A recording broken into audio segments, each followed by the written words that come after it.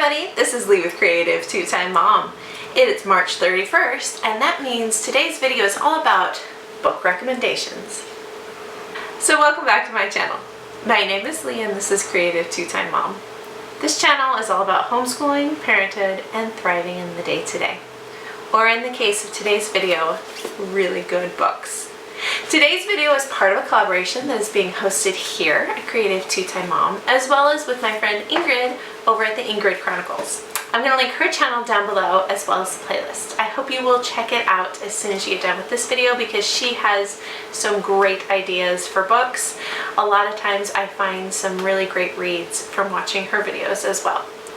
But right now I want to get into the books that I read as well as the books that we read as read-alouds in our home. So let's start with my personal reads first. The first book I read this month was called How to Raise an Adult. Break free of the overparenting trap and prepare your kid for success. I'm not even gonna try the last name, but I will link this one down below for you. This was a book that was suggested to me by my old college roommate, actually. She was reading it and her kids are just about a step above mine. And so I added this to my, I think it was my winter reading list, which I will link down below. I had a preconceived notion about what I thought this was going to be about. I had a feeling it was going to be focused more on the teenage years, and I will say I felt like a lot of the advice was probably more applicable to the teenagers. However, it's not solely focused on that, and that's really what I was thinking, is that it was in those formative years. But a lot of the concepts and ideas challenged me, and I felt like they challenged me all the way on up from my 8-year-old clear on up to my teenager. So if you have younger kids, I would still say check this out. The first part of this book is a lot about challenging your notions of parenthood and why are we in this fast-paced race keeping up with the Joneses, and who are we even really trying to keep up with, in the fact that nobody is even this ideal that we have in our brains. None of us are actually there, and do we even really want to be there? Is that an ideal that we should even be striving for? Whereas the second half of the book went into a lot more of the practicalities of that.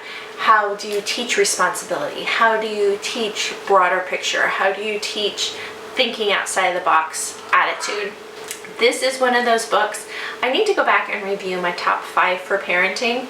I will link that down below, but I have a feeling this book is probably going to bump somebody off that list. It was really, really good.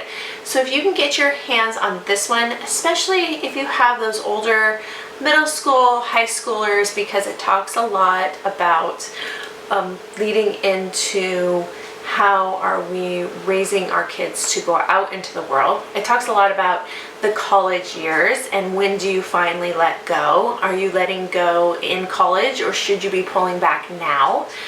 Definitely check this one out. So the next book I read was an ebook, and I will insert a picture, but the title is Fuel Your Soul, Transform Your Body. Now you guys know I work as a health and fitness coach, and this is something that I've sort of stumbled into in the past year, and I love what I do. And I think that there is a very powerful connection between how we fuel our brains, how we fuel our soul, and how we fuel our body, and those all three working together. So of course the title of this book grabbed my attention. I will say I didn't finish it. Not that it was bad, but it was sort of a collection from people who have either lost weight or transformed their body or trainers, and it was written in sort of an essay style, which is not my style of reading. However, I can see this book being one of those that I would return to for inspiration, because it's a very inspirationally written book. It's not necessarily a how-to practical guide, which is what I was kind of a little bit more so looking for, but it's these stories of how fueling your soul has brought about change in people physically, and vice versa, how people finally got to the point of taking care of themselves physically and what it did for them mentally and spiritually.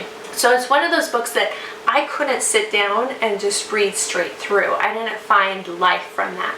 However, picking it up once every week or so as a sort of inspirational guide that's the way I would read this one. So I didn't finish it. Doesn't mean that I'm abandoning it.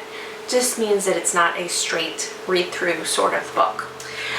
The next book I read is called The Bridge of Peace. It's by Cindy Woodsmall. You guys know I love this Amish fiction writer, and this book was on my spring to read list, which I will link down below.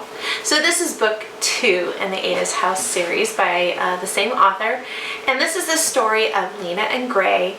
They've always sort of had this big brother, little sister sort of relationship. Gray was friends with her older brother, and so he's always looked at her as his younger sister. And she is teaching in the Amish schoolroom, and he's on the board. So they have a relationship in the community. They've always known each other. And in the beginning, you get to see his relationship with his current wife, which is not by any means perfect. And he owns up to that in a lot of ways. And then sort of through a series of unfortunate events, they're both present when his wife dies. And so it's a lot about them helping each other through that moment, helping each other to heal from that, helping him to heal from the wounds of not having a perfect marriage and not being able to heal that marriage before he lost his wife. This was a really good book. Considering the current, what's happening in the world today, this was a really good way to release some of that emotion, to have that emotional release, because it is written so well, and yet for it to be light enough that I could just read it and not feel like I was having to process a lot of information. Very, very well written. I love this author. In fact, I went on to my library website to reserve book 3 for when they reopen. I was hoping to reserve it, and I'm actually really excited. So now I've got my fingers crossed that we get out of this quarantine soon and I get to read book 3, because this is a really well written series. The next 2 books that I read were both books that were sent to me by the publisher for review, and the first one is called Being Known.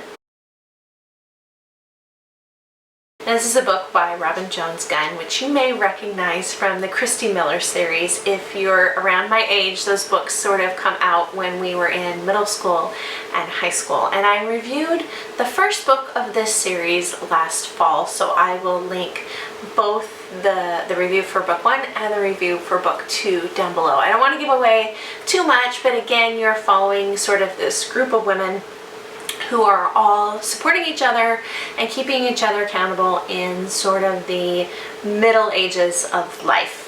Marriage has lost its newness.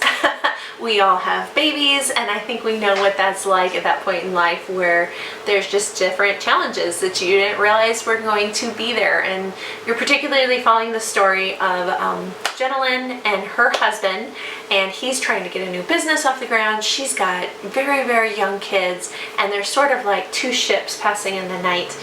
Whereas at the same moment, she runs into what at one time would have been the love of her life, and that he broke her heart in her early 20s, and their friendship is renewed at the same time that she's struggling in her marriage. And so I felt like this book, the characters were written in a situation that I could definitely identify with, that wasn't the young romance of the 20s and wasn't the twilight years, but sort of that middle, messy, gray area.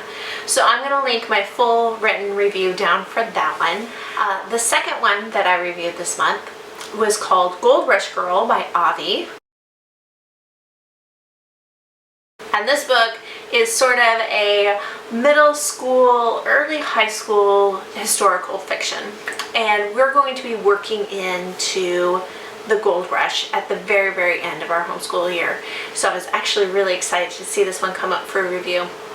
It really takes you into California gold rush times, pre-statehood, and how just sort of gritty San Francisco was at that time. There's nothing real scandalous in this book. There's nothing completely inappropriate, but it takes you into sort of what that was like, that it was very unpolished, not the city that it is today, that there was some racism and there was some shady things happening, and you couldn't trust everyone there because everyone was out for themselves and there was not a real solid law enforcement happening at that time. So I really enjoyed it. I have to say it was a big page turner for me, and I look forward to passing it on to my daughter when we get to that point in our history. So our family read-alouds, we actually read a ton this month, and it's going to look like a lot, but that's because a lot of these were very, very thin.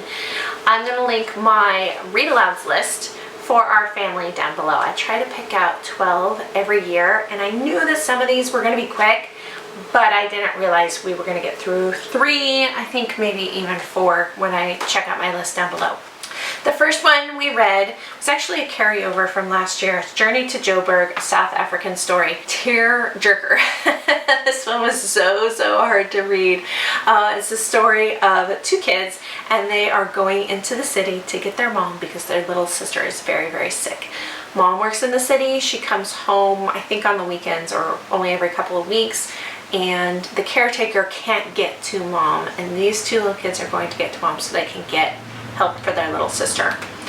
But I'll tell you, this was a tough one because it starts out hard from chapter 1, all the emotions and what it would be like to be in that situation. I know we were reading it with the 12 and 11-year-old and sort of helping them understand that that would have been their age, that they would have been traveling on their own, looking for help, not knowing if their little sister was going to survive. So I think if you have a sensitive kid, this one, be prepared to kind of tone it down a little bit. It hits hard and heavy from chapter 1, but it's a good look at the realities of what a lot of people are dealing with and what a lot of people are dealing with right now. With everything that's going on in the world, I think this is a good book for social awareness. And then on the complete other hand of the spectrum, there was The Whipping Boy by Sid Fleshman. I thought we were going to really like this one because my kids love By the Great Horn Spoon. I love By the Great Horn Spoon. Great look at California history. But here you've got this sort of boy whose job is that anytime the prince gets in trouble, he's the one that receives the punishment. The prince is completely self-centered, spoiled, and in the end he does come around, but he is such a brat throughout this book. I thought my kids would kind of find the humor in the situation. They hated it. They were really not into this one. They wanted to finish it just to finish it because I said, you know, we don't have to finish. But they wanted to finish it just to finish it, but yet I don't think we will be rereading that one at all. The next one we read was Homer Price, and if you are doing any sort of mid-century, mid-19th century American history, you've got to read this book. I was lucky enough to find it at our school library, but if I didn't, I would actually buy this one. This is the second time we've read through this one. We read through it a couple years ago when Noah was younger, and now it was sort of time to revisit it with my younger 2, but Homer is hilarious, and he's a great look at what would be happening in sort of like the 30s, 40s, maybe. He tends to get himself into these situations by accident and tends to get himself out of these crazy situations completely by accident. But it's a great look at that time in history, that middle 19th century America, and super funny. Very, very clean. Would have no problem reading this one with my kids. And then our audiobook that we listened to during lunchtime was George Washington. It was part of the American Heroes Then and Now series. We love listening to these biographies, and I find that we learned so much from them. There was a ton about George Washington that I didn't even know until we listened to this book. So much great information. If you are looking for living history, great biographies, this is a wonderful series. And the narrator of this series is very, very easy to listen to. He's not too monotone. You don't tend to zone out on him. He has just enough emotion, though, that he's not over the top. So we really like this series of books, and George Washington was a great one to do at our point in our history curriculum. So that's all the books that I read this month, as well as the books that we read as a family. Looking toward March, I have started my next 2, and I try to keep it one fiction, one nonfiction going at a time, but I have 2 nonfiction that I've just started. Everybody Matters by Gary Thomas. This is on my spring reading list, so you can find out a little bit more about it there, as well as My Heart's at Home by Jill Savage. Healthy living, mommyhood, parenthood, and I feel like, personally for me, being a homeschool mom, parenting books always flow into homeschool. So that's what I am working on right now. Leave me a comment down below. Let me know what you are currently reading. Also, don't forget to check out all the links down below, as well as the link to Ingrid's channel. Go on, hop on over there, and make sure you say hi for me. I hope you guys enjoyed this video, and we'll see you next time. Bye, guys.